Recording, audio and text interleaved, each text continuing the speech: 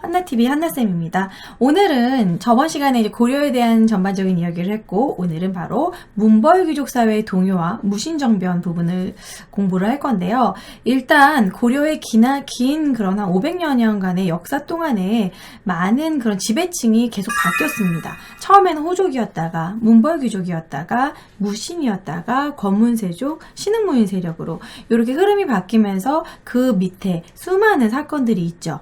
그래서 좀 고려를 공부할 때 그런 흐름이 좀 한 번에 파악이 안 될 수도 있어요. 그래서 제가 좀 이제 약간 어떻게 볼까, 고려시대 개관이라고 할까, 그거를 먼저 한번 필기를 해드리려고 합니다. 제가 예전에 학원 강사 시절에 예전에 이제 외고 입시 학원에서 학생들한테 필기해줬던 뉴스를 찾았어요. 이게 이제 한 번에 고려시대 개관을 정리할 수 있는데 여기에 지금 다 옮길 수 있을까 모르겠지만 한번 필기를 한번 해보도록 하겠습니다. 자, 이렇게 제가 기본적인 흐름은 잡아놨어요. 제가 예전에 이제 학원 강사 시절에 학생들한테 이렇게 좀 흐름을 파악하기 위해서 해줬던 필기인데, 일단 고려 건국하고 나서 호족이 중앙가고 지방으로 나눠집니다. 중앙으로 진출한 호족들은 이제 왕의 외척 세력이 돼가지고 정권을 잡은, 이제 좀 높은 관직에 오른 사람들, 그들이 이제 문벌 귀족이 되는 거죠. 문벌, 우리가 흔히 돈 많은 사람들, 기업 재벌이라고 하잖아요. 계속 이제 2대, 3대에 걸쳐서 계속 재벌, 벌이라는 거는 계속 이어가는 걸 얘기합니다. 근데 이제 문벌은 이렇게 관직에 계속 오르는 거. 몇 대에 걸쳐서 계속 관직에 오르는 거예요. 예를 들어 이자겸 같은 경우에는 계속해서 중첩사돈을 한 거야. 그러니까 예를 들어서 이제 자기 손주랑 자기 또 이모랑 또 결혼시키고 자기 딸하고 계속 결혼시키기 위해서, 그래서 얘는 이모랑 결혼한 거야, 그 왕은. 이런 식으로. 지금 왕부터 다음 왕까지 다 자기 딸들과 자기 막 결혼시켜가지고 계속 그런 장인으로서의 권력을 유지하려고 하는 그런 것들을 이용해서 문벌귀족들은 계속 그런 관직에 오르고 그리고 그런 권력을 유지할 수 있었던 거죠. 자, 그러면 일단 이렇게 좀 왕별 관직 얘기하면서 문벌귀족 얘기를 먼저 하도록 할게요. 자, 일단 여기에 이제 문벌귀족이 나타나기 전에 하나만 더 적는다면, 이 중간에 사실 광종이 왕권 강화를 했던 게 있죠. 노비한가법 과거제도. 이건 따로 적지 않을게요. 그 지방으로 간 호족이 갑자기 한 번 더 딱 다운되는 이유가 왜 그러냐면, 여기에 이렇게 꼭 적어두세요. 너무 중요한 내용입니다. 성종에 향직 개편이 있었어요. 그러니까 그전에는 호족들이 지방에서 어느 정도 권력을 유지하고 있었단 말이야. 좀 어느 정도 호족들이 원래 자기가 살던 곳이고 지방 유지로 어느 정도 힘이 있었는데, 성종이 왕권 강화를 실시하면서 이 향리직에 대해서 딱 이름을 만들고, 너희들은 호족으로서 지방을 다스리는 사람이 아니라 그냥 국가의 하나의 관직을 할 뿐이야, 이런 식으로 향직 개편을 해서 조금 지방에 있는 호족들을 향리로 이렇게 낮추게 됩니다. 하지만 이때 당시 향리는 나중에 조선 시대 향리보다는 훨씬 높은 실질적 지배자죠. 그래도 실질적 통치를 했죠. 그래도 막 사토 같은. 나중에 이 향리는 조선시대쯤 되면 한 칸 더 내려가게 됩니다. 왜냐면 이제 정말 수령을 보좌하는 이방, 호방, 예방, 정말 그런 말단 행정 실무를 하는 그러한 향리로 조금 더 격화되게 돼요. 그러니까 한 번 더 다운되는 거. 그래도 그 전에 지방 호족보다는 조금 낮췄다라는 거, 그렇게 이해하시면 될 것 같고. 자, 문벌귀족으로 넘어갈게요. 문벌귀족은 두 개의 백이 있었습니다. 바로 음서제도와 공음전이 있었죠. 음서제도는 오품 이상의 높은 관직은 백으로 시험 보지 않아도 그 관리에 올라가는 거예요. 원래는 그 아들만 가능했었는데 그 자제들뿐만 아니라 사위, 그리고 원래 첫째 아들만 가능했는데 막내 아들, 둘째 아들 다 되고 조카까지, 이런 식으로 문벌과 그 귀족의 그런 친척들은 모두 다 그냥 높은 관직에 올라갈 수 있는 프리패스권, 음서제도가 있었고, 과거 시험 볼 필요가 없어요. 그리고 공음전은 계속해서 세습되는 토지예요. 땅이 세습되는 토지, 땅 있겠다, 관직 올라갔겠다, 그러면 계속 띵까띵까 계속 권력 유지하는 거죠. 그러다 보니까 얘네들이 이제 점점 보수화되는 거야. 고려 초반에는 고려가 북진 정책을 추진했어. 고구려의 땅을 되찾겠다, 이런 식으로 막 요동정벌하자, 막 쌍성총관부 공격하는, 이런 식으로 좀 이렇게 급진적으로 발전한, 쌍성총관부 공격은 공민왕 때인데요. 아무튼 이렇게 북진 정책으로 그렇게 했었는데, 문벌귀족들이 이제 어느 정도 살만하니까 얘네들이 보수화됩니다. 그래서 여기에 이제 점점점 얘네들이 보수화됐다, 보수적으로 바뀌었다, 그리고 이제 음서와 공음전의 혜택을 갖고 있고 몽골 귀족이 점점점 약간 보수화되고 썩어가는 거지. 너무 이제 높은 관직에 지네들만 유지하려고 뭐 특정 가문 경원이 씨가 아예 거기를 독점해버린 거야. 대표적인 인물이 바로 이자겸이죠. 대표적인 인물이 이자겸, 뭐 김부식이 될 수 있겠죠. 김부식도 역시 대표적인 문벌 귀족입니다. 그래서 이자겸이 결과적으로는 이자겸의 난을 일으켜요. 이자겸이 아예 왕이랑 싸우게 되는 거야. 이제 왕의 사위였었는데 이제 인종이 아무래도 좀 이제 이자겸이 자꾸 막 치고 올라오고 권력이 높아지니까 이제 이자겸이 왕위까지 노리게 되고 인종이 결국 이자겸의 측근인 척준경을 시켜가지고 제거하게 되는 이자겸의 난. 구체적인 설명은 요거 개관을 한 다음에 한 번 더 설명드릴 거예요. 그래서 이자겸의 난이 일어나고 나서 결국 문벌 귀족의 그런 모순이 나타나게 되고 표출되게 되고 그것에 대한 문제가 생깁니다. 그러면서 또 이제 이러면서 김부식이 이제 개경파고 이 분위기에 또 묘청 서경천도 운동도 일어나죠. 이자겸의 난과 묘청 서경천도 운동.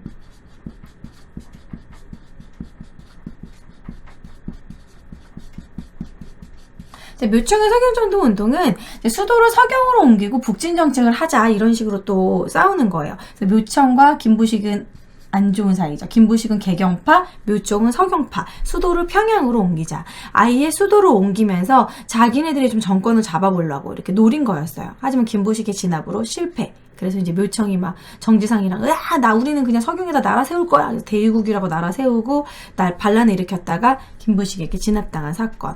자, 그리고 나서 이제 이런 문제들이 뭔가 문벌 귀족들, 문신들에 대한 또 불만이 계속 쌓여가고 있겠죠. 그런 상황에서 무신전변이 또 일어납니다. 무신전변은 문무차별 때문에 이때 당시 이제 무신들은 정말 제대로 대우도 못 받고 과거 시험에 무과도 없었고 뭐 그냥 맨날 왕이 맨날 술 먹고 놀고 이러는데 맨날 보초서 오고 피곤하고 급료도 제대로 받지 못했고 불만이 많았어요. 그래서 무신들이 폭발해서 무신전변을 일으키게 되고 구체적인 설명 이따가 뒤에 하겠습니다. 지금 간단하게 흐름만 보는 거예요. 그래서 정권을 잡아요. 이게 이제 고려의 딱 중기 사건이라고 할 수 있습니다. 그리고 나서 뭐 이제 이방 정중부 이렇게 쭈루루룩 이렇게 흐름이 있죠.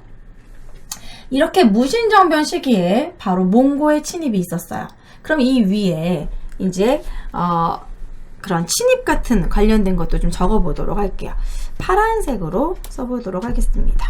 자, 문벌 귀족이 정권을 잡고 있을 때 거란의 침입이 있습니다. 귀주대첩 있죠? 그럼 귀주대첩이 세 번째 침입인 거고 세 번 침입이 옵니다. 거란이 세 번째 쳐들어오고 얘가 이제 요를 세우게 되는 거죠. 거란이 첫 번째 침입 때는 서희의 외교단판으로 그냥 물러갔고 두 번째 침입 때는 양규 격파 뭐 이런 거 조그맣게 깨알같이 잠깐 생각나게 써놓으면 좋겠죠. 3차가 이제 바로 귀주대첩인 거다. 강감찬의 귀주대첩. 자, 그리고 거란이 이제 쳐들어온 거 다 맞고, 그리고 나서 이제 여진이 쳐들어오는데, 여진이 쳐들어왔을 때가 바로 이자겸의 난 그 시기예요. 그래서 여기 보면은 여진은 두 번 쳐들어온다. 여진이 쳐들어왔을 때는 우리가 그냥 금과 사대해버렸어요. 여진이 금이고 거란이 요죠. 여진이 금을 세우게 되는데, 이제 문벌 귀족들은 싸우고 싶지 않은 거야. 자기네들은 등 따시고 배부르고 그냥 이렇게 정권 유지하면서 살고 싶은데 전쟁이 나면은 불안하니까 지금이 좋은 거야. 그래서 금나라랑 그냥 사대해버려. 그거에 불만을 가진 게 바로 서경파인 거죠. 어떻게 금나라랑 사대할 수가 있냐. 금국을 정벌하자. 이런 식으로. 그래서 이제 여진이 쳐들어오고, 그리고 뭐 여진이 쳐들어온 거에 관련해서 뭐 윤간의 별무반? 뭐 이런 거 기억해두면 좋겠죠? 칸이 없으니 윤간만 쓸게요. 자, 그리고 이제 무신정변 시기에 몽고가 쳐들어옵니다. 1231년부터 몽고는 6번 쳐들어와요. 하나, 둘, 셋, 넷, 다, 네, 몽고. 쓸 칸이 없네. 몽고. 그래서 몽고가 쳐들어왔을 때 우리가 이렇게 생각할 수 있죠. 무신들은 잘 싸울 텐데 왜 몽고의 침입을 막아내지 못했을까? 아니에요. 무신들이 싸움을 잘하는 물론 장군이지만 정권을 잡는 순간 보수화됩니다. 무신전변 시기에 백성들은 살기 더 힘들었어. 왜냐면 이것들이 이제 쿠데타로 정권 잡고 이런 애들이 더하다고 예전에는 뭐 이렇게 땅을 수탈하거나 이럴 때 어느 정도 뭐 몇백 평 수탈했다면 나중에 이제 무신 중에 최충원 같은 경우에는 이 산에서 저 산 정도 스케일이 남다른 거야. 무신들이 훨씬 더 수탈이 심했습니다. 그래서 이때 많은 반란이 일어나게 되죠. 그래서 이때 반란이 뭐 망이망소의 난, 뭐 김삼이 효심의 난, 만정의 난 이런 게 일어나죠. 무신 정권 때 반란에 대해서 망이망소의 난.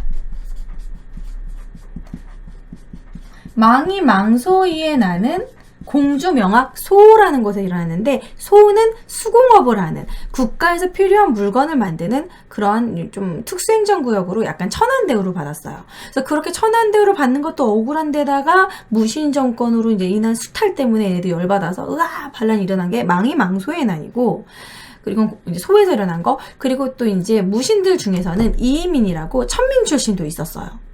그래서 천민 출신이 있었기 때문에 이제 노비들이 왜 우리는 천민으로 계속 있는 거야? 천민 출신 집권자도 나왔는데 우리 한번 반란을 일으켜볼까? 그래서 만적은 최충원의 산업이었는데 왕우장상의 씨가 따로 있느냐? 우리도 한번 잘 살아보자. 이런 식으로 만적의 난도 일어납니다.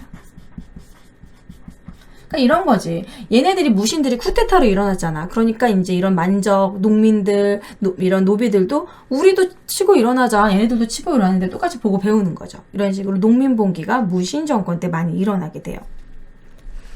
그래서 무신들이 결국에는 막아내지 못합니다. 몽골을 막을 수가 없었어요. 괜히 그 백성들의 불만을 돌리기 위해서 팔만대장경 이런 거나 만들고 그래서 결국에는 개경환도 하고 나서는 이제 원간섭기죠. 원간섭기. 몽고가 원을 세우게 되고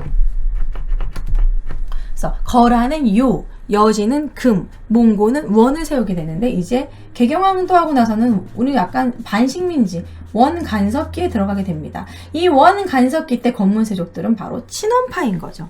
원나라의 세력을 업은 원이랑 친하려면 어떻게 해야 돼? 몽고말을 잘해야지. 그래서 몽고말을 샬라샬라 잘하는 역관이라는 건 지금의 외교관 같은 거예요. 그 몽고를 구사할 줄 아는 그런 사람들, 역관 그리고 환관 이런 애들이 이제 건문세족이 되는 거지. 그래서 건문세족은 이제 친원파 세력으로서 얘네들은 플러스 대농장을 경영했어요. 이제 아예 땅들을 자기 소유로 만들어버리는 거야. 아니, 그냥 지 거야. 그전에는 소유권이 아니라 수조권이라고 그래가지고 세금을 거둘 권리를 나라에서 받아가지고 가지고 있었는데, 건문세족은 그런 것도 없어. 아, 이게 지 거야. 소유권으로 지네 땅인 거야. 그래서 땅이 너무 많아. 대농장을 경영해. 그럼 이제 농민들은 땅을 잃었으니까 거기 와서 이제 소작농으로 일을 하는 거지. 그래서 이제 건문세족들이 대농장을 경영하는 것에 불만을 가지고 있었던 신진사대부들이 치고 올라옵니다. 신진사대부들은 향리의 자제들이 많았어요. 그러니까 조금 지방 세력으로 좀 불만이 있는 거지. 공부는 잘하지만 땅은 없고 그리고 또 중소지주 땅도 별로 없는데 건문세족이 대농장을 가지고 있으니까 부딪히면서 이 건문세족들의 이런 대농장을 가지고 있고 권력 독점에 불만을 가지고 그거를 비판하면서 새로운 나라를 세워야 된다. 그래서 두 가지로 나눠지게 돼요. 온건파는 고려는 그대로 내비두고 어떻게 고려 왕조를 배신을 때리냐. 점진적인 개혁을 하자. 막 정몽주 같은 그런 게 이제 온건파고 혁명파는 정도정처럼 싹 갈아엎어야 된다. 다 죽여버려. 뭐 이런 식으로 그냥 아예 새로운 왕을 옹립해야 된다. 이게 혁명파죠. 그러니까 정도정 같은 이제 이런 혁명파가 신흥무인 세력과 손을 잡게 됩니다. 그래서 신흥무인 세력 이성계랑 손을 잡게 되는데 신흥무인 세력은 갑자기 왜 튀어나왔느냐? 이때 원간섭기 이후에 또 외구의 침입이 있죠. 우리나라 고려에는 뭐 외부 침략이 많아요. 이제 홍건적과 조선건국 바로 직전에 홍건적이 또 쳐들어오고 중국에서 한족 반란군 붉은 두건을 썼다. 그래서 홍건적이요. 홍건적이 괜히 우리나라에 와가지고 약탈하고 일본 애들 이제 쓰시마 섬에 본거지를 든 그런 외구라고 해서 이제 일본 해적 외구가 우리나라에 막 그런 뭐 전라도 지방 같은데 곡창지대 가서 또 약탈해 가고 얘네들을 격퇴하는 과정에서 인기를 얻은 장군들 되게 싸움 잘하는 장군들이 바로 신흥 무인 세력 새롭게 흥하는 무인 세력인 거야. 그래서 왜 신흥 무인 세력이라고 하냐면 이 무신하고 헷갈릴까봐 이 무인들은 기존 무인이고 새롭게 흥하는 무인 세력 신흥 세력 그래서 신흥 무인 세력인데 대표적으로 이성계 뭐 이방실 뭐 이렇게 있는데 이성계 같은 경우에 정말 싸움을 잘했대요. 활을 정말 잘 쏴서 뭐 무조건 쏘기만 하면 백발백중 머리에 박혀. 그래서 이성계가 이제 인기 장난 아니었고 그런 인기로 결국 왕으로 오르게 되는 거죠. 어떻게 생각하면 조선시대 이시조선은 무인 쪽이었다는 거죠. 사실 그런 조선의 모든 설계는 사실 정도전이 다 했습니다. 그래서 이런 식의 그냥 전체적인 그냥 고려 흐름을 좀 파악을 하시면 될 것 같고, 여기에 만약에 가능하다면 난 여기서 조금 더 구체적인 공부를 하고 싶다. 그럼 요 밑에다가 고려 왕 이름을 쫙 써가지고 같이 공부해도 좋아요. 태의정관, 경성, 목현동, 정문순원 이렇게 쭈르르 이렇게 써주시면 좋을 것 같고요. 그리고 이 혁명파, 온건파로 나눠지게 된 계기는 바로 위화도 회군이죠. 우리가 이제 조선시대에 이제 공부할 때 배울 거긴 한데, 위화도 회군은 왜 일어나게 된 거냐면, 이성계의 라이벌이 최영 장군이었어요. 최영 장군은 이제 라이벌인데, 최영 장군이 이제 이성계랑 거의 세력이 비슷하니까, 사실 이성계 죽일 목적으로 요동정벌 보내버렸어. 가서 죽고 오든가, 아니면 성공하면 더 좋고, 이런 식으로 보냈는데, 이제 이성계가 죽어도 안 된다. 4가지 불가지론을 만든다고 하죠. 4가지 안 되는 이유. 근데 결국 보냈어. 그렇지만 이제 결국, 압록강 위화도 작은 섬에서 강에 있는 섬에서 샥 돌아가지고 개경을 친 거죠. 그것이 위화도 회군이고, 그래서 조선을 건국하게 됐다. 그래서 이렇게 좀 고려시대 전반적으로 좀 개관을 하고 흐름을 잡고, 그리고 구체적인 세밀한 내용을 이어서 공부해 보도록 합시다. 자, 이어서 이제 구체적으로 문벌귀족과 이런 무신전변 내용, 이자겸이나 묘천성현천도운동, 그런 구체적인 내용을 좀 설명하고 넘어갈게요. 자, 98페이지에 보면은 문벌귀족 사회의 동요 이렇게 나옵니다. 이제 문벌귀족들의 그런 특권이라던가 과거와 음서, 공음전, 여러 중첩혼 이런 게 막 나오죠. 그러다가 이제 문벌귀족 사회의 그런 문제점이 표출하게 된 사건이 바로 이자겸의 난입니다. 자, 문벌귀족은 이제 교위간직을 배출하는 일부 가문이 나타났고, 경원이 씨 같은 그런 가문이 나타났고, 얘네들은 어떠한 특권이 있었냐면 앞에도 썼지만 기본 음서에다가 플러스 공음전에다가, 그리고 계속해서 왕실과 끊임없이 중첩혼, 왕실에 있는 왕과 자기 딸들과 계속해서 막 양녀를 들여서라도 계속해서 혼인해서 외척 세력이었다, 이렇게 생각하시면 돼요. 자, 이러면서 점점 문제가 나타나기 시작합니다. 그 대표적인 일이 바로 이자겸의 난이죠. 이자겸의 난이 일어나게 되는데, 이자겸은 이제 경원이 씨의 대표적인 사람으로 계속해서 거의 7대의 왕들을 계속 그 왕들의 외척 세력이었던 거야. 장인이었던 거야. 약 80여 년간 권력을 유지하고 있었던 거야. 오히려 왕보다도 이자겸의 힘이 더 센 거지. 왕은 계속 바뀌지만 경원이 씨 세력은 유지되니까. 그러니까 이제 뭔가 왕도 불만이 있었고 문제가 막 표출되는 거였죠. 그래서 이것은 이제 경원이 씨의 계속 이런 세력 독점, 이런 문제가 나타나고 있었고, 그러면서 또 얘네들이 무슨 문제가 있었냐면 금과 사대해버렸어요. 금과 사대 관계에 대해서 그냥 수용해버렸다. 그러니까 얘네들은 그냥 먹고 살기 편하니까 굳이 북진 정책 할 필요 있냐. 금과 사대하자. 좋은 게 좋은 거지. 이런 식으로 전쟁을 피워버렸단 말이야. 그래서 이런 것에 이제 불만 세력이 나타나기 시작했고, 인종이랑 아예 붙게 돼요. 이제 인종, 그때 당시 왕과 인종과 이자겸이 전면전으로 붙게 되고, 그러면서 인종이 이제 이자겸을 제거해야겠다라고 생각을 해서 이제 이자겸과 붙었을 때 이자겸의 난이 일어났고, 결국 이자겸이 척춘경에 의해서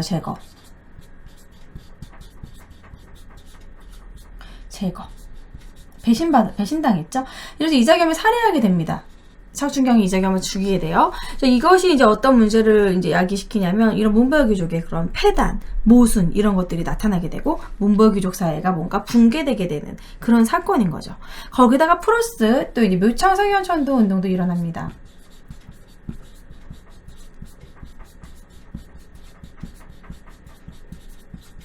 묘청성현천도 운동은 기존의 정권을 잡고 있는 애들은 이제 개경파라고 하고,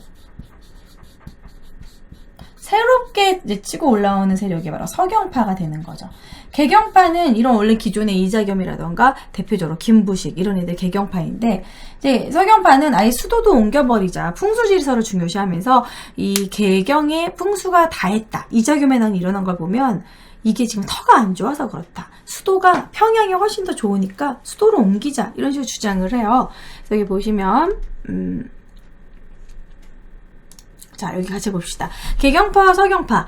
자, 일단 개경파는 문벌귀족이지만 서경파는 새로운 세력입니다. 신진관료예요. 뭐 과거 시험을 통해서 등용한 아이들이라던가, 그리고 사상도 문벌귀족들은 유교적인 사상, 삼국사기, 우리 김부식이 지은 삼국사기 자체가 유교적인 역사관으로 만든 되게 그런 책이잖아요.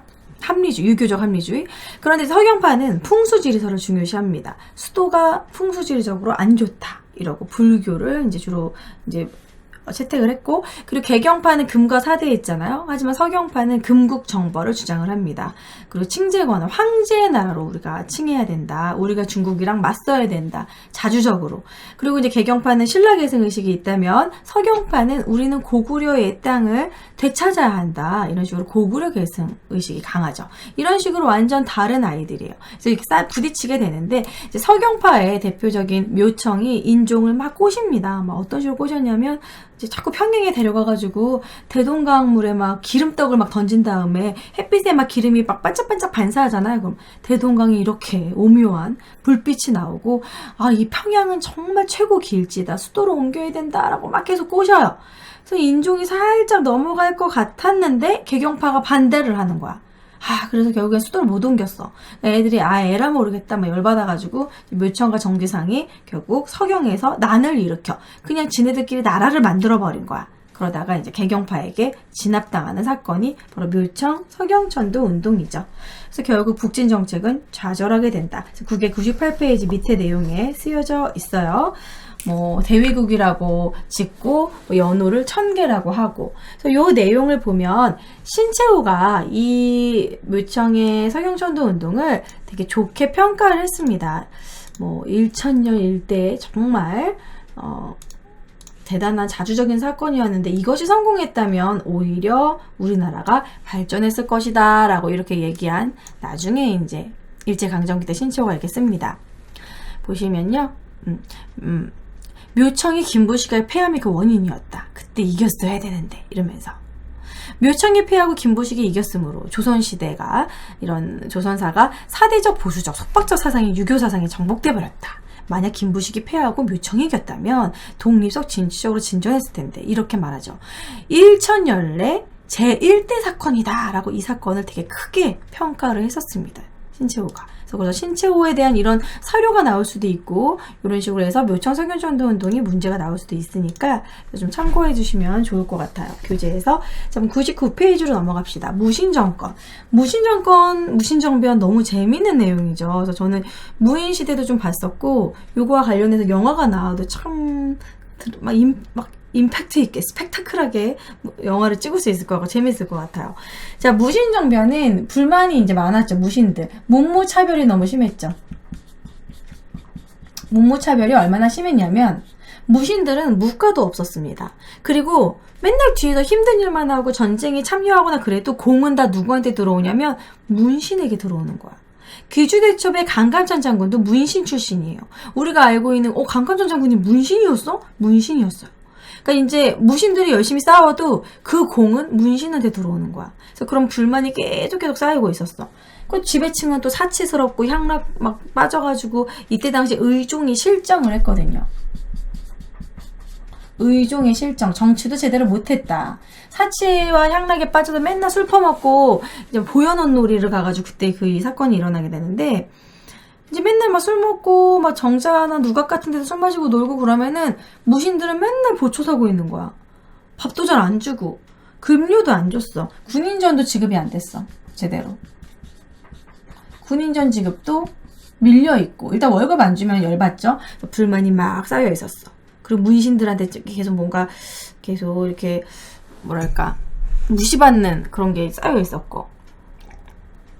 뭐 좀 뒷얘기를 하자면 이때 당시에 이제 개경파 김부식의 아들 김돈중이라고 약간 좀 양아치스러운 애가 있는데, 김돈중이 정월 초하룻 날 막 촛불 들고 막 술 먹고 막 춤을 추면서, 정중부가 그때 당시 되게 잘생겼었대요. 정중부가 키도 큰 그런 장군이었는데 맨날 문신한테 이렇게 막 무시당하고 이러니까 수염을 멋있게 탁 이렇게 길렀는데, 여러분 수염을 멋있게 기르는 것도 어렵습니다. 타고난 곱슬이고 겨털이 수염에 나는 막 그런 사람이면 길게 못 기르는데 정중부 수염이 참 멋있었대요. 그래서 맨날 이렇게 나의 마지막 자존심이다 하고 정중부가 수염을 기르고 다녔는데 김돈중이 일부러 술 취해서 춤추는 것 같이 하면서 정중부의 수염을 홀라당 태워먹었어. 얼마나 뜨겁고 아팠겠어. 그것도 그렇지만 열받죠. 완전 굴욕이죠. 여러분 머리카락을 내가 머리 스타일에 되게 집착하는데 누가 머리를 홀라당 태웠다고 생각해봐. 완전 열받지. 그래서 정준부가 완전 열받아서 이를 갈고 있었는데 거기다가 이제 이방이 이제 찾아와서 우리 이런 식으로 못 살겠다. 우리 난을 일으키자. 그래서 이제 이미 모의를 하고 있었어요. 정준부랑 이제 이방이 모의를 하고 있었는데 때는 언제 이제 이 사건이 일어나게 되냐면 이제 의종이 또 그날도 술을 먹으려고 보현은에 가가지고 맨날 술 퍼먹고 여자 끼고 놀고 있었는데 이제 심심하잖아. 맨날 술 마시고 심심하니까 역시 싸움 중에 제일 재밌는 거래. 구경 중에 제일 재밌는 건 싸움 구경이죠. 그래서 안 되겠다. 심심하니까 너네 좀 싸워봐라. 그래서 그때 당시 고구려 때부터 있었던 오병 수바키라는 놀이가 있어요. 씨름 같은 건데 수바키. 이게 수박이라고 해서 이제 손바닥으로 막 때리고 약간 씨름 같은 거야. 말 그대로 맞짱을 뜨게 하는 거야. 근데 이제 무신들끼리 맞짱 뜨면 재미가 없잖아. 그래서 문신들 중에서 되게 어린애 한 명, 그리고 무신들 중에서 나이 많은 사람 한 명. 그래서 이송하고 한례가 붙게 되는데 한례가 되게 나이도 어렸어요. 그런데 이제 무슨 싸움도 안 되는 건 무신은 이제 이송은 됐어 이런 식으로 그냥 했는데 한례가 와가지고 이송에 싸닥으로 팍 때린 거야. 근데 그 싸닥을 얼마나 세게 때렸냐면 이송이 넘어져서 돌바닥에 이제 돌계단에 머리를 찧었어. 무신들이 막 이제 열이 받은 거지. 그래서 정준부가 오늘이다. 거사를 치러야겠다. 정준부가 칼을 탁 뽑고 사람들이 다 거기에 있는 문신들을 다 죽여버렸어요. 의종을 귀양 보내버리고. 그게 정권 잡은 게 무신 정변입니다. 보현원 놀이에 결국 무신 정변이 일어나게 되고, 이제 사실 이제 홧김에 일어난 거기도 하지만 이미 그 전부터 모의가 돼 있었다라는 거죠. 자, 그래서 이제 무신정변은 이 사람들의 흐름이 이제 중요한데 여기다 적으면 너무 칸이 없으니까 여기다 쫙 적어보도록 할게요. 무신들의 그런 흐름. 거기 책에도 쓰여 있을 거예요. 이방, 정중부, 경대승, 이은민. 칸이 없네. 좀 아래다가 쓸게요. 열심히 썼는데.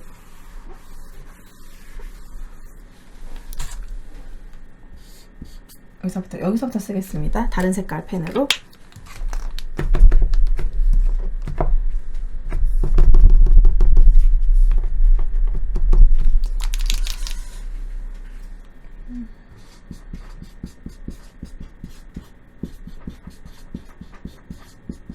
계속해서 바뀌는데 평화롭게 바뀌기도 했지만 주로 죽이고 자기가 정권 잡고 죽이고 정권 잡고 이런 식으로. 그래서 특히 이의민은 정중부의 신하였었어요. 천민 출신. 근데 되게 좀 싸움을 잘했기 때문에 공이 높아져가지고 결국엔 최고 지위까지 올라갔었죠. 이의민은 천민 출신이라는 거. 이의민 때문에 나중에 만정의 난이 일어나게 되는 거죠. 자, 이의민 이후에는 최씨 정권이라고 해가지고 자꾸 누구 죽이고 새로운 애가 자꾸 올라오니까 뭔가 안정이 되지 않는다. 그래서 최충원 때부터는 그의 아들 이런 식으로 최씨 정권을 쭉 이어봤습니다. 최충원, 최우, 최항, 최희. 그 뒤에 김준 이렇게 쭉 있긴 한데 임유모 이렇게 쭉 있는데 여기까지만 쓸게요. 칸이 없으니까. 그래서 이렇게 보면 이제 어떻게 바뀌냐. 왕이 있긴 있어요. 하지만 꼭두가시처럼 세워놓는 거지 결국 얘네들이 정말 권력자야. 그래서 이방과 이의민 때까지는 최고기구가 뭐였냐면 중방이 최고기구였다. 최씨 정권이래. 무신 정권의 최고기구, 최고 권력기구. 그리고 경대승 같은 경우에는 자신의 신변이 위험할까봐 불안해서 사병 집단을 만들게 되는데 도방을 만들죠. 도방은 그냥 사병기구? 사병 집단? 그리고 나서 최충원 때부터 이제 최씨 정권 때는 이 중방의 명칭을 바꾸는 것 뿐이에요. 교정 도감이라고 만들게 됩니다. 최고 권력기구. 똑같은 거예요. 교정도감을 만들고 거기서 교정별감이라는 사람 뽑아가지고 이제 이런 국가 중요한 중대사를 여기서 논의하고 정하는 거죠. 그리고 이제 최후가 만들었던 정방은 인사행정기구. 얘네들이 관직을 지네들이 알아서 주니까 누구한테 무슨 관직을 줄지 결정했던 기구 정방. 그러니까 이런 식으로 전번에 우리가 중앙강제에 대해서 배웠었죠. 도병마사, 식목도감, 중성마사, 상서성, 뭐 중추원, 뭐 어사대, 추밀 뭐 이런 거 배웠었잖아요. 그런 거를 얘네들이 임시로 막 만드는 거야. 최고 권력기구는 중방으로 잠시 만들고 자기네 개인 사병으로 뭐 도방을 막 만들고 뭐 교정도감, 최후 뭐 이런 식으로 정방, 뭐 서방이라고 그래가지고 잠시 문신들을 일시적으로 등용했던 서방도 잠시 있었고요. 이런 방방방 이런 거 몇 개 좀 알아두시면 좋을 것 같아요. 그리고 정방도 만들었지만 최후는 사실 정방보다는 정방을 아래다 쓰고 삼별초를 여기다 써야겠다.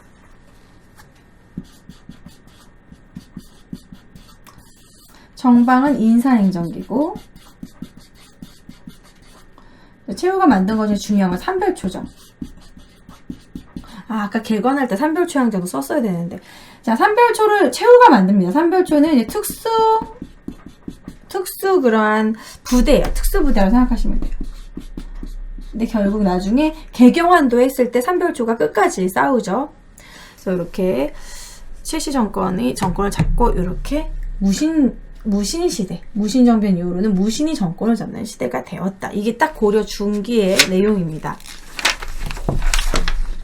여기까지 하고 이어서 대외관계가 어떻게 변했는지. 자, 지금 99페이지에 삼별초, 최씨 정권까지 설명을 드렸고요. 이제 대외관계, 거란의 침입, 여진의 침입, 몽고의 침입에 우리가 어떤 식으로 대응을 하고 싸웠느냐, 그 부분에 대해서 99페이지부터 또 진도를 나가보도록 할게요. 이어서 대외관계의 변화 설명해 드리도록 할게요. 거란, 여진, 몽고의 침입이 있는데 일단 먼저 거란이 먼저 쳐들어옵니다. 자, 거란이 먼저 소손영이 80만 대군을 이끌고 엄청나게 많이 이끌고 쳐들어와요.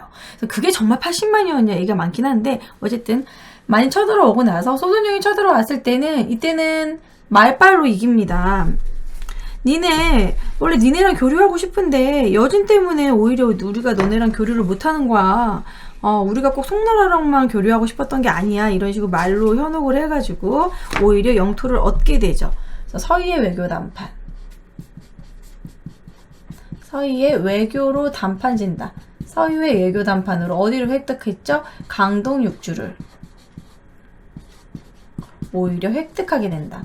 그래서 강동 육주가 있으면 우리가 너네랑 바로 직접적으로 이렇게 교류할 수 있으니까 앞으로 너네는 교류할게. 했는데 교류 안 하고 거란이랑 잘 교류 안 하고 여전히 송과 잘 지내고 그러니까 이제 불만이 있었어요. 거란은. 그런 상황에서 이제 강조의 정변이라는 사건이 벌어집니다. 이때 이제 정변을 일으키게 되는데 강조 정변을 구체적으로 설명하자면 저 저번 시간에 진성여왕 얘기를 할 때 진성여왕의 삼촌 얘기를 김치향이란 말이 헛나왔는데 사실 김치향은 여기에 나오는 건데 아무튼 제가 가끔 머리로 생각하는 거와 입으로 나오는 게 다르게 나올 때가 있어요. 여러분 이해 부탁드립니다. 요즘 워낙 정신이 없다 보니까. 이제 강조의 정연은 바로 그 김치향과 관련된 그 천추태후와 관련된 내용입니다. 천추태후가 김치향과의 사이에 있는 아들을 왕위에 올리려고 막 했었어요. 그래서 지금 그것 때문에 이제 목종을 시해하고 강조가 정변을 일으키려고 하는 뭐 그러한 사건이 있었는데 이제 그 강조의 정변을 가지고 괜히 얘네가 이제 그걸 가지고 이제 태클 걸어가지고 들어온 거예요. 사실 실질적인 이유는 여전히 송나라와 교류한 게 불만이 있었죠. 자, 어쨌든 아무튼 구체적으로 설명을 하면 이때 당시 이제 고려 말에 그때 약간 근친과 그런 사건 가지고 이야기인데 어쨌든 강조의 정변, 목종을 시해하고 강조가 왕이 오르려는 그런 사건 때문에 또 쳐들어옵니다. 자, 그리고 나서 강조의 정변 때는 이때 개경이 함락되기도 했었어요. 개경이 함락될 정도로 꽤 당했다. 하지만 이제 얘네가 개경 함락하고 돌아가는데 뒤에서 양주가 격파했다. 그 정도. 그 다음에 소배합이 제일 중요하죠. 사실 3차는. 그래서 쉽게 나오면 문제는 3차에서 다 나옵니다. 소배합이 이제 10만 대군을 이끌고 막 쳐들어오는데 이때 이제 강감찬의 귀주대첩.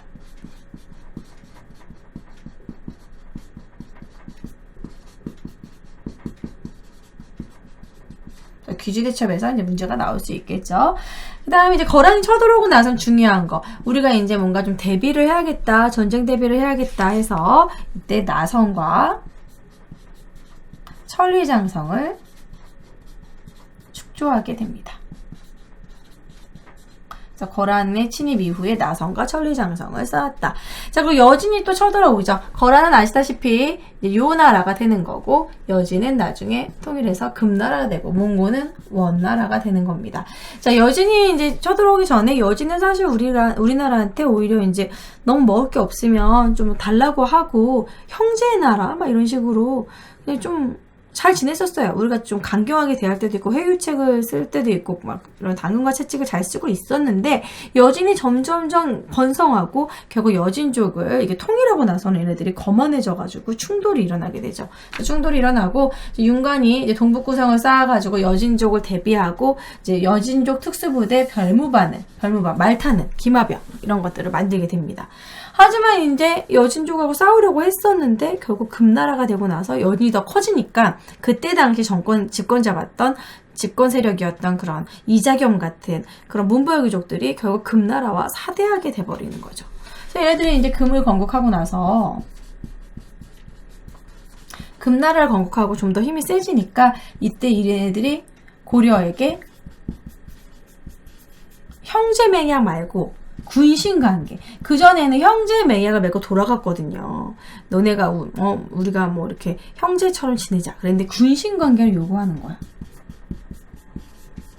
임금과 신하 관계를 요구하는 거야. 이때 싸울 것이냐 안 싸울 것이냐 막 말이 많았는데 결국 이것을 경원 이씨가 오케이 그냥 수락해. 굴욕적으로.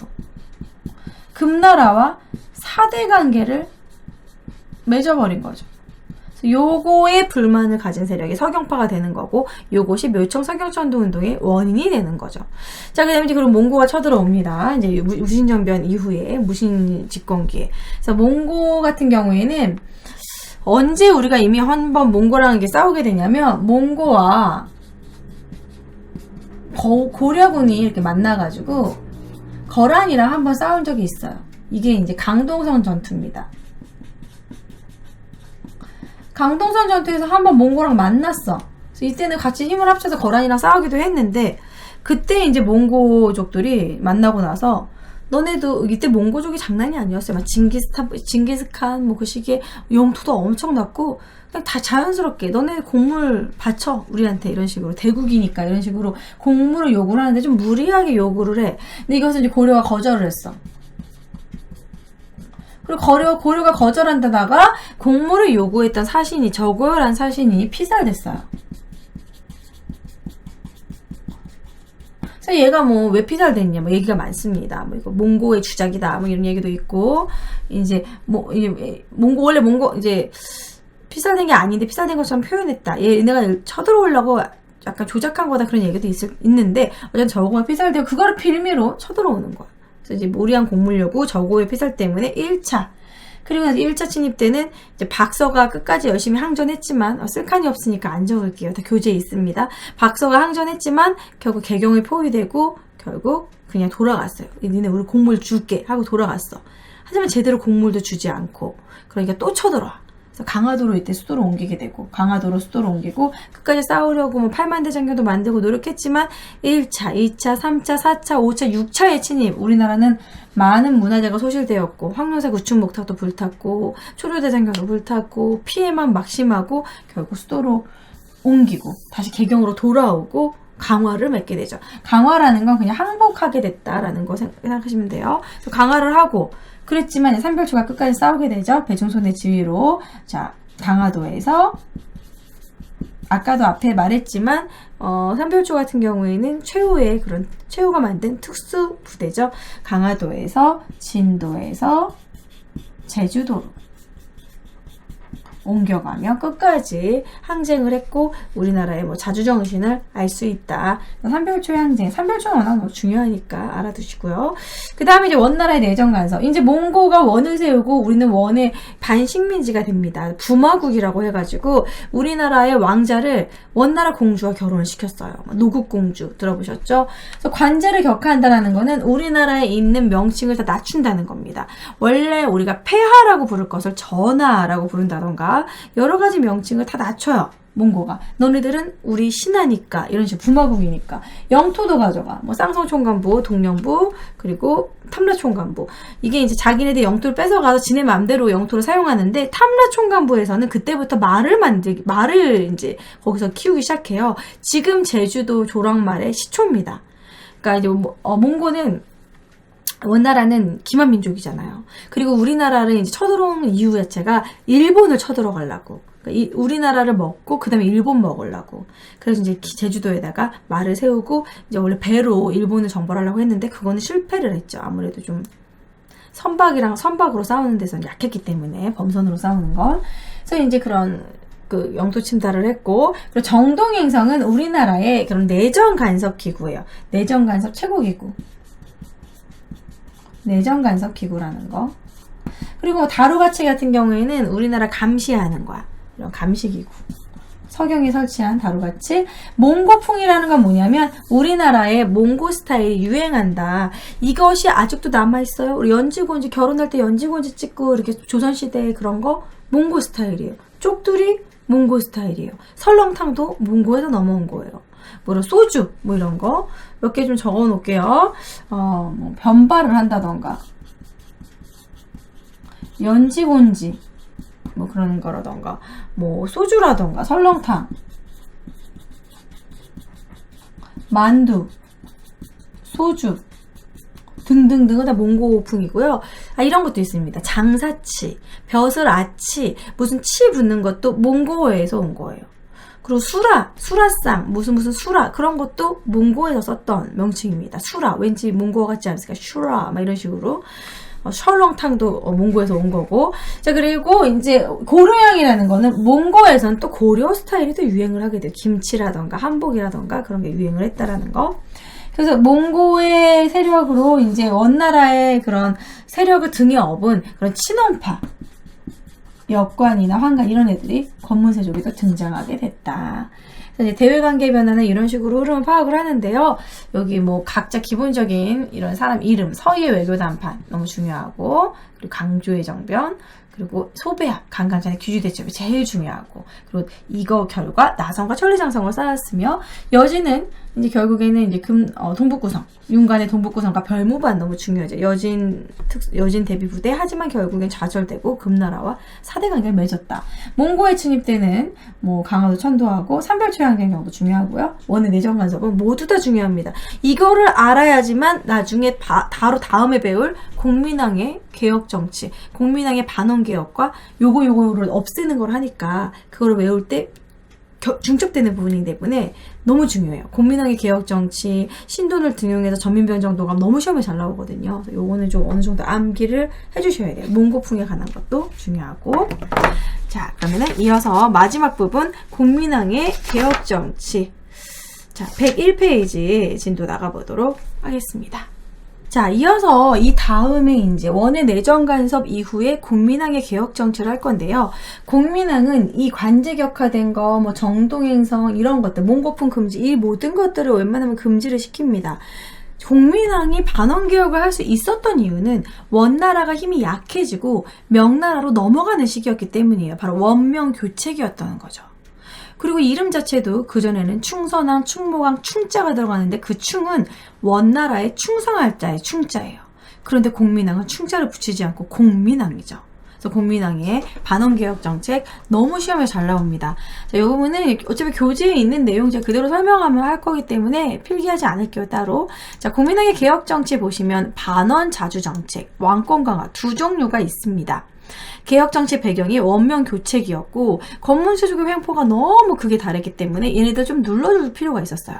권문세족을 누르지 않으면 왕권 강화를 할 수가 없는 거야. 왜냐면 권문세족이 너무 큰 대농장을 가지고 있죠. 그러면 농민들은 땅이 없어요. 농민들은 자신들이 경작할 땅이 없기 때문에 세금을 낼 수도 없어. 국가에 세금이 거치지 않으면 왕권 강화가 되지 않죠. 국가 재정이 너무 피폐해지니까. 그래서 권문세족의 땅을 뺏을 필요가 있었고, 신진사대부가 성장했기 때문에 공민왕을 서포트해주는 그런 식의 이제 세력이 됐다라는 거죠. 그래서 반원 자주 정책을 먼저 하는데 친원파를 숙청합니다. 바로 권문세족들을 숙청하죠. 뭐 기철 같은 그 기왕후와 관련된, 그리고 이제 정동행성을 폐지하고 관제가 격화된 걸 다시 복구합니다.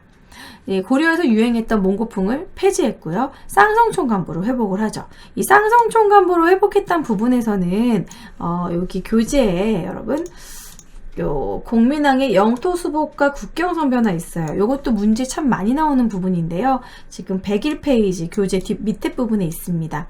여기 보시면 이 지도를 제시한 후에 공민왕의 업적 또는 사회상을 많이 질문한다고 정말 시험 문제 자주 나와요.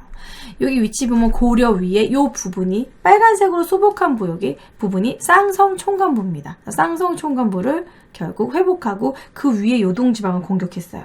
그러니까 요동지방을 공격하는 요동정벌이 결국 고려 말에 계속 이어지는 거고, 그것이 바로 최영 장군과 이성계 장군 요동정벌로 이어지는 거예요. 그래서 어쨌든 쌍성총관부를 수복했다. 이것은 공민왕의 업적이다. 그래서 이 지도와 함께 반드시 기억해 두셔야 됩니다. 자, 그리고 이제 내정개혁. 이제 권문세족들을 눌러주고 뭔가 이제 왕권 강화를 위한 내정개혁을 하는데 신돈을 등용해서 전민병정도감을 설치해요. 고려에 관련된 이 신돈에 관한 거를 조선시대에는 신돈을 완전 요승처럼 막 안 좋게 좀 표현하고 공민왕을 계유로 거의 만들어놨는데, 고려사를 보면, 하지만 그것은 이제 조선을 세운 나라의 정당성을 위해서 그려낸 거지 신돈이 그렇게까지 요승이었고 공민왕의 계유였는지는 알 수 없죠. 왜냐면 노국공주랑 그렇게 사랑하고 그랬는데 막판에 정말 어떻게 변했는지는. 자제위를 이제 막 게이 집단으로 만들거든요. 역사서에서 그렇게 쓰여있긴 하지만 승자의 역사이기 때문에 우리가 좀 거르고 이해해야겠죠. 어쨌든 전민병정도감이라는 걸 만들어서 이 전민병정도감은 권문세족의 불법적인 대농장을 뺏는 기간이에요. 그래서 신돈을 등용해서 이제 권문세족을 억압을 했고, 권문세족들이 엄청나게 공민왕을 싫어했겠죠. 그리고 정방을 폐지했다. 정방이라는 거는 이미 그 전에 무신정권 시기에 그런 인사권을 장악했던 곳인데 정방은 계속 유지하고 있었어요. 그거를 없앴다. 그래서 정방을 폐지하고 왕이 직접 인사권을 장악했다라는 거예요. 자, 그리고 이제 왕권을 강화하고 신진사대부들을 등용함으로써 왕의 이런 서포트할 수 있는 그런 세력으로 만들고, 성균관을 순수 유교기관으로 개편해서 요것이 나중에 조선시대로 이어가는 거고, 유교 정치를 강화하고 과거제도를 정비했다. 하지만 공민왕이 권문세족에 의해서 시해당하고, 그래서 결국엔 실패로 끝나죠. 원나라와의 압력에다 권문세족이 저항했고 공민왕이 시해당했고, 신진사대부의 세력은 여전히 너무 약했고, 외구와 홍건조의 침입으로 좀 국내외 정세가 좀 불안했어요. 그런 상황에서 공민왕의 죽음으로 결국 이러한 개혁 정치는 완벽하게 성공하지 못했다. 그래서 저는 이런 부분도 좀 아쉬워요. 공민왕이 만약에 개혁이 성공을 했고 고려가 뭔가 개혁을 제대로 실시해서 나라가 변했다면 조선이 세워지지 않고 고려란 나라가 이어지지 않았을까. 또 그러한 생각도 해봅니다. 전 개인적으로 공민왕을 좋아하는 1인으로서 조금 아쉬워요. 이 개혁이 성공하지 못했다라는 부분이. 자, 그리고 이제 고려가 멸망을 하고 조선시대로 넘어가는 거죠. 고려가 어떤 식으로 멸망했는지 책 교재의 끝부분에 이제 나오고 있습니다. 빨간 펜으로 줄치면서 한번 볼까요? 자, 공민왕 시해 후에 권문세족이 정치적, 경제적 독점을 심화하고 있었죠. 그 밑에 신흥무인세력 별표하고 동그라미, 신흥무인세력 동그라미 해주시고, 저기 보이시죠? 신흥무인세력 동그라미 해주시고, 홍건적과 외구 격퇴 과정에서 성장했다. 최영과 이성계 대표적인 인물이죠. 자, 조선건국과정 보시면 이제 명나라가 천령 이북당 쌍성총관부로 돌려달라는 거야. 그거 원래 원나라 거였잖아. 우리가 원 먹었으니까 그것도 우리 거야. 돌려줘. 말도 안 되는 개소리를 하는 거예요. 그래서 최영 장군이 이 자식들 따끔한 맛을 보여줘야지 요동정벌 해야겠다. 하지만 이성계가 4가지의 반대론을 펼칩니다. 대국이 소국을 치는 게 아니다. 두 번째, 여름철은 농번기거든요. 농사철로 바쁠 때 군사를 쓰면 안 된다. 세 번째, 또 장마철에 군사를 쓰면 칼이 휘고 녹슬고 전염병이 돈다. 그 다음에 네 번째는 왜구가 바깥에서 지금 침략하고 있는 상황에서 우리가 지금 요동정벌을 하면 왜구한테 당할 수도 있다. 이런 식으로 안 된다고 반대해요. 그래도 가! 그래서 최영 장군이 위화도로, 요동으로 보내버려. 그런데 여기서 그 압록강 위화도에서 샥 돌아서 오히려 개경을 치죠. 최영 죽여버리고. 그래서 신흥무인실의 정권을 장악해버리고 조선을 세우게 된 겁니다. 그래서 과전법이라는 건 무엇이냐면 권문세족이 대농장을 가지고 있었기 때문에 뭔가 신진사대부들한테 땅을 나눠줘야 되는 땅이 없어. 그래서 땅을 뺏어버리는 거지. 아예 토지제도를 개편해버리는 거야. 그래서 과전법을 실시해서 권문세족의 그 불법적인 토지를 아예 뺏어버리고 다시 신진사대부한테 나눠주는데 과전법은 경기도 일대에 한정해가지고 이제 신진사대부에게 줬던 토지를 얘기합니다. 그리고 전몽주 등 온건파 사대부, 조선 건국에 가담하지 않은 세력 제거해버리고 선주교에서 조선을 1392년에 건국했다라는 부분이죠. 이렇게 정리를 하시고요. 자, 그 다음에 102페이지 한번 문제 같이 풀어보도록 하겠습니다.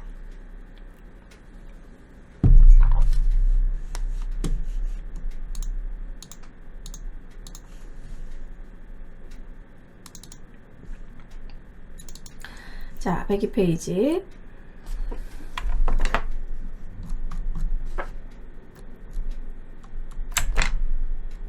자, 102페이지 한번 10번 한번 풀어볼게요. 10번.